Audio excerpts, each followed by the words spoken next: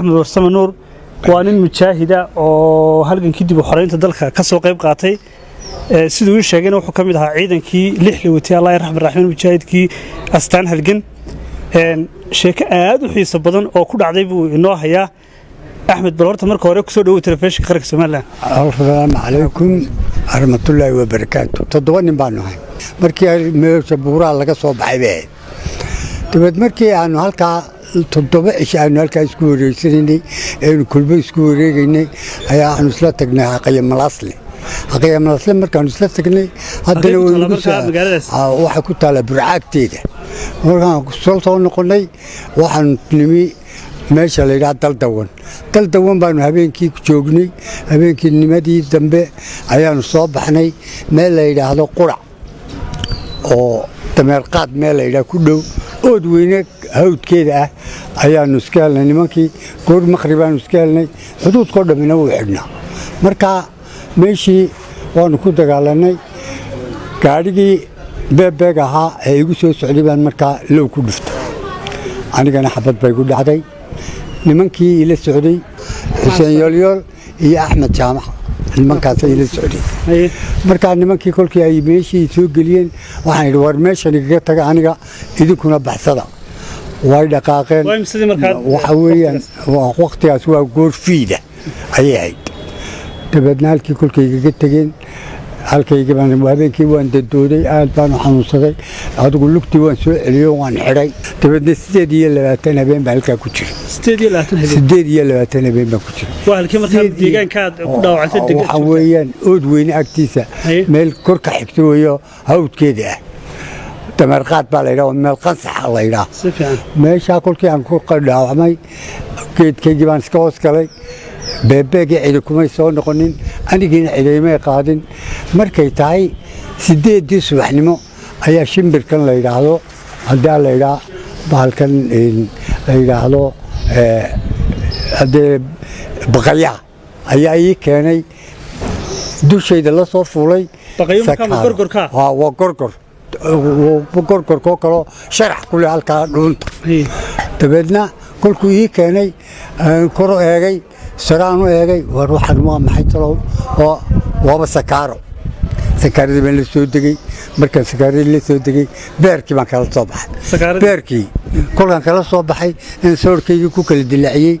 ayaan isida afka geli oo ii dhidhimi waayay bashqo ugu noqday waan tufay waan fikiray markaa waxaan ii warniyo malawa waad baqanaysaa bal horta baashan cid kasta ku dishay heede iska bislee waxaan god yar baan qoday godkii yar markaan qoday baan qabaleeygii koorkaygii dul saaray kibriid baan sitay kibriidkii baan dabadna ku hagaajiyay in yar markuu ku jirtay macaanka iyo qoraa waxaan ku yiri gebigaygiiba waan farxay udgoon buu markaa ii dhadhama waan laqay baashi lug mooyaane intii kale damban ka siiyay markaasaan gama on seexdo saasoo kale indhaas ugu qabto dam waan seexda kulkaan 24 saacadood hurday oo show aanan isugayna gaajada iga goday oo sidaa u jiifsaday maalintii subaxii baan dabadna soo baraarugay kulkaan soo baraarugay waaba bakayla suran meesha kor baan u eegay bakayli baan soo dugsaday isna waan cunaa 8 habeen waxba hadal idinku qaldine 8 habeenba waan cunaa waxa uu keenay takaaro wuxuu keenay hadala waxar wuxuu keenay hadala ila baashan la yiraahdo baalasha waaweyn aan qow tiraada waxaan ku 8 habeenba halkaasaan ku noolaa halka waxa iga soo qaaday Axmed 8 habeen ee shimbirtu ku quudinaysay xiliyada ku keeni jirtay xiliyada subaxnimo 8 subaxnimo ilaa kolka ugu dambaysa labada ii keenta markaasuu mandhirka waa seexda halka anigoo halkayga ku jira oo nin noqday oo lugtina ay kabninba ku dhowdahay ayaa dabadna ciidankaygii joogay awaar agtiisa ayaa laba nin ii sheegeen ayay murmeen nin baa yidhi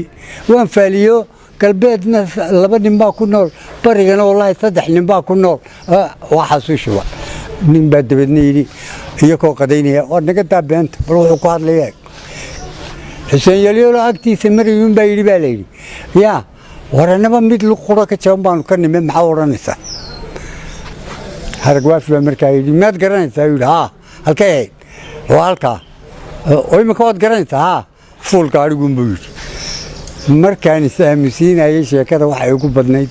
markaan is aamusiinayay ay nafti kolka ii yimaadeen nimankii oo 3 gaadhi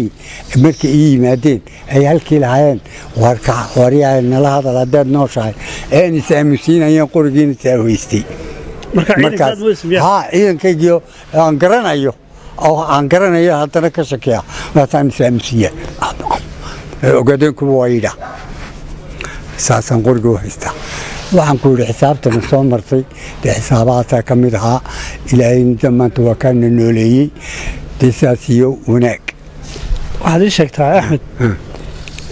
waxyaabaad cuni kari weyda ama aad la yaabto oo aan ahayn sakaaradan iyo waxyaabahan shimbirtaas marna ma kuu keentay waxay ii keentay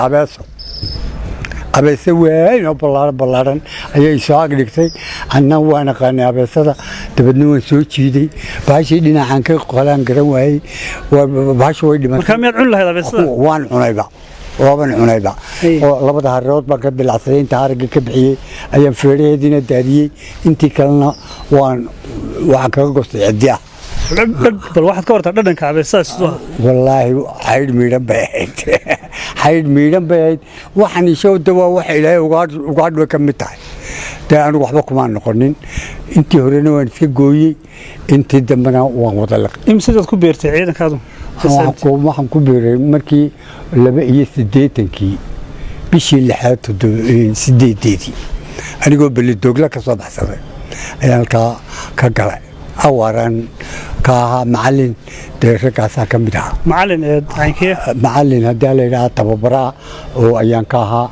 oo dadkuba dawooda yaqaaniin rag badanoo nooloo joogaa jira yaad isku ciidan haydeen ragga iminka nool ina biixiga iminka madaxweyneaba wuu garanayaa muuse biixi wuu garanayaa ragga kale maanta jooga afkaar baa ka mid a waxaa ka mid a haddii la ninka iminka kaarayaasha haysta ee la yidhaahdo haddii la yidhaha cali shaakuli raggaasaa ka mid a waani wada joogaan raggayga rag badan baa jooga markii lagu soo qaaday ee lagu keenay ciidankii lagu dhex keenay bal ka waran dadka sidee kuu soo dhaweeyay markii la dhex keenay anigu miska meyd baabanaado gaarigan dul saaraa oo waxay markii ay day soo qaadan ay keeneen waxa la igu daweeyay meesha la yidhaha